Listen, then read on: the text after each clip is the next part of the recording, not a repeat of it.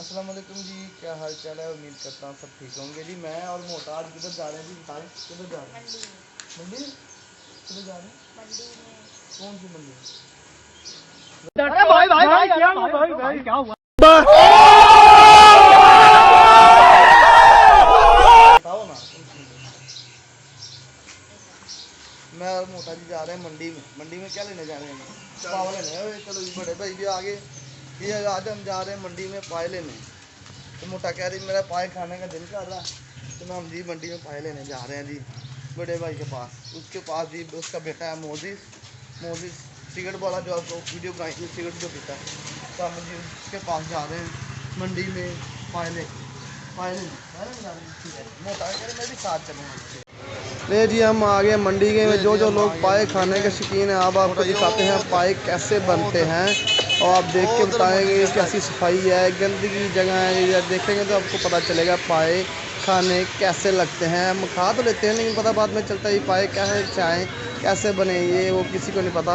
अभी आपको दिखाते हैं हम पाए कैसे बनते हैं।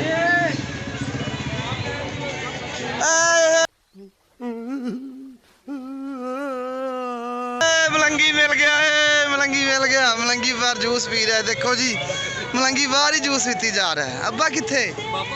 नहीं तेरे को लाया आ जा, कच्चे पावे लाके ना दो तो बनाना वे आ जा। नहीं विकदी, विक भी जाएगी तो केड़ी गल है।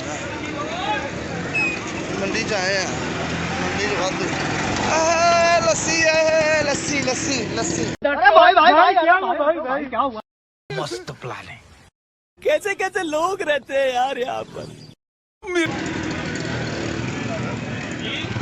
छोटे पावे ते वड्डे पावे। चाचा पावे वाला टाइम जवानी का।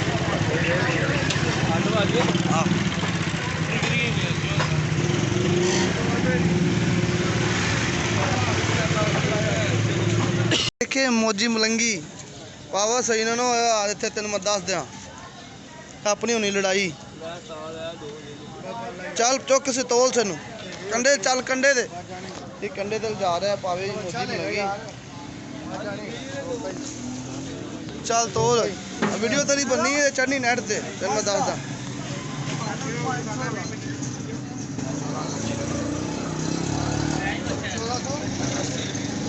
कर दो जी, कर दो जी, जिन्ना भी हो गया यार। 300 हाँ 1500 1400 चलो जी ठीक है, कर दो उस्ताद जी। है उस्ताद साडा बेली ही निकला है, इनकी बड़ी मेहरबानी। अच्छा ये मोजी का माल है, मोजी नूं खवाना करना उस्ताद। चलो जी मलंगी ने सानू पावे ला दिते ने। मलंगी जी पावे दिखाओ जरा, मलंगी जी पावे दिखाओ ते चौके गंदे गंदे हुए ने पावे भाई। ठीक है जी पावे ही मिले ने। और मलंगी दिन धोणगे फाड़ के चिट्टे सवेरे अपने वांगू करके देने मैले। चलो ठीक है चिट्टे पा दो। मलंगी देखो सानू बड़ी मंडी लाया है, देखो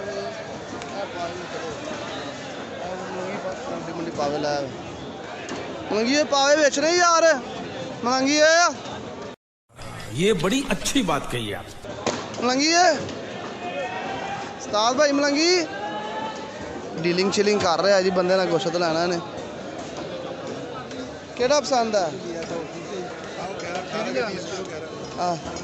अब पावे थले सुट तेरा भला जे तेरा जा पूछ क्या भला।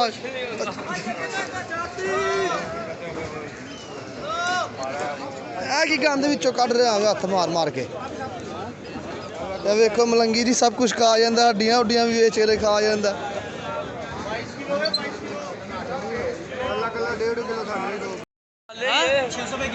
600 रुपये किलो तेरा भला हो ये तो 500 रुपये किलो आप लिया पावे भाले ही। बड़ा हरामी हो बेटा। चाचा है अपना पावे ने सिर। पिन्नी किधर है, पिन्नी किधर है?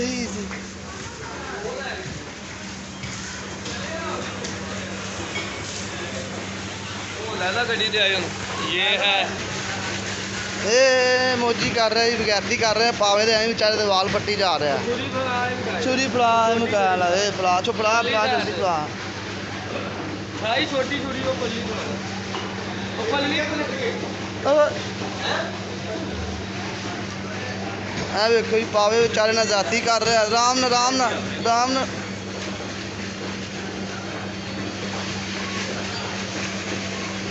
ਇਹ ਦੇਖੋ ਜੀ, ਪਾਵੇ ਚਿੜੀਆਂ ਦਾ ਧੁੱਪ ਰਹੀਆਂ।